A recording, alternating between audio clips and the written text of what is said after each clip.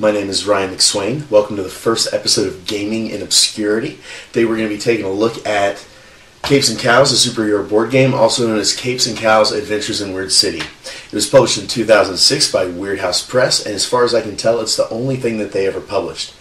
It's made for 2 players, but it also manages 3 to 4, and it's the stated playing time is 60 minutes, but I think that you could probably play it in half that once you have the rules known. It was designed by Robin Spriggs. It's his only gaming credit, and the art is by Robin Spriggs and Kelly O'Neill. Now, Robin Spriggs is a pretty interesting guy. He's an independent actor as well as an artist, and he's also published a few books. This one here is Wondrous Strange. It's a collection of short stories, and this one is Diary of a Gentleman Diabolist, and it's a collection of prose poetry, which are sort of like little micro stories. They're both very horror themed, and if you like scary stuff, I recommend them. Kelly O'Neill is also an actress. In fact, the only other video I've seen online about Capes Cowls is Kelly O'Neill reviewing the game in character, which I think is pretty cool. Unfortunately, she doesn't show you the components of the game, which I'm about to show you now.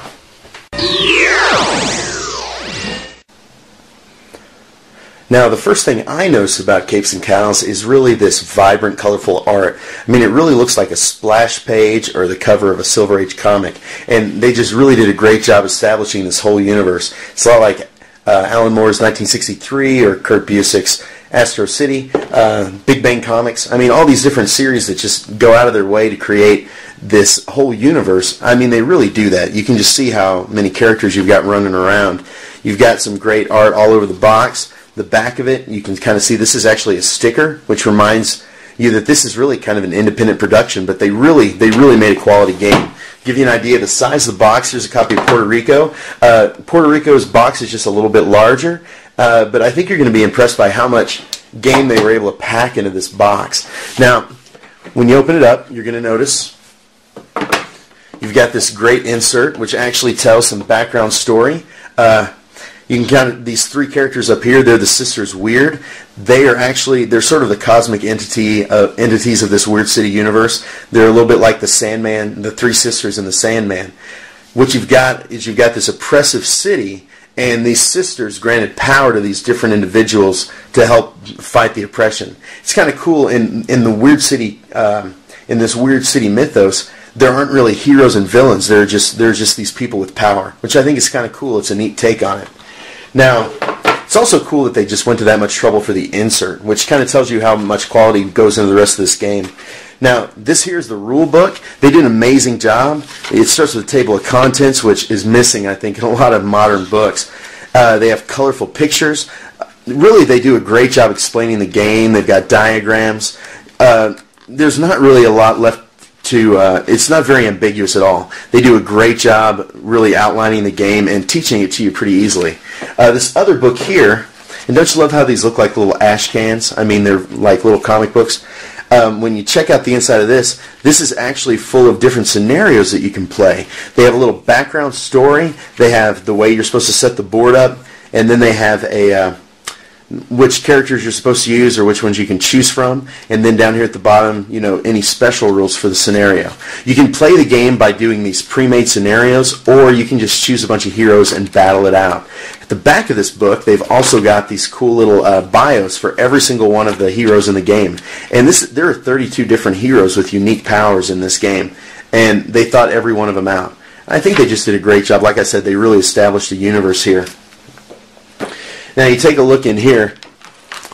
I know some people are probably going to be freaking out that I don't have this stuff all in in plastic, but really they do a great job putting this together. It's really so sturdy, I'm not too worried about it getting torn up. Now you can see each one of these cards has some great character art, has the name of the character there in nice big Silver Age font, and then every character, aside from their stats, every character has 3 individual superpowers. Everyone's different on every one of these guys.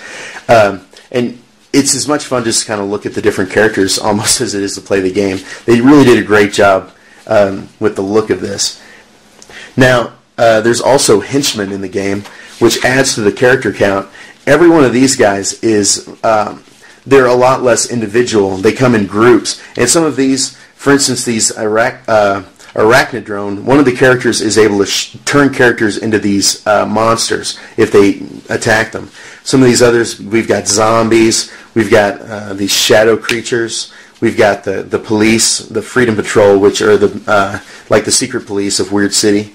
You've got regular thugs. I mean, they just did a great job, and even these guys all have an individual superpower each. Well, each group of characters has the same superpower, but they did a great job. Just these are actually pretty hard to beat when you're playing against them in a big group. They really have a way of overpowering individual characters. Now, all the bits in this game are great. I took a few out just to kind of demonstrate for you. First, we have the characters, these little standees.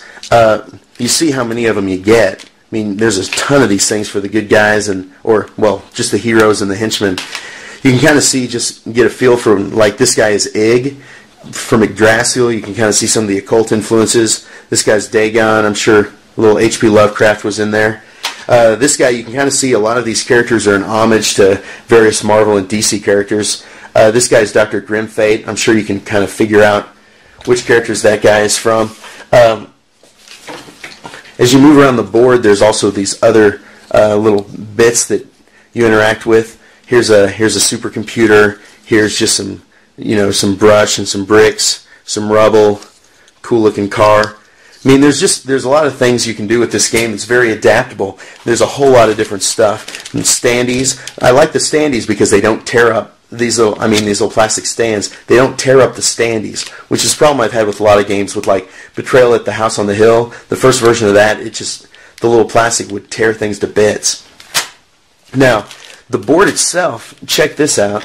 It's actually like a piece of cardstock, which has been sealed off with tape, and then a large sticker has been applied that represents the board.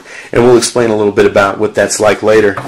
It's also just got your basic blue and red dice, and that's the components. Let me give you a demonstration of what the game is like.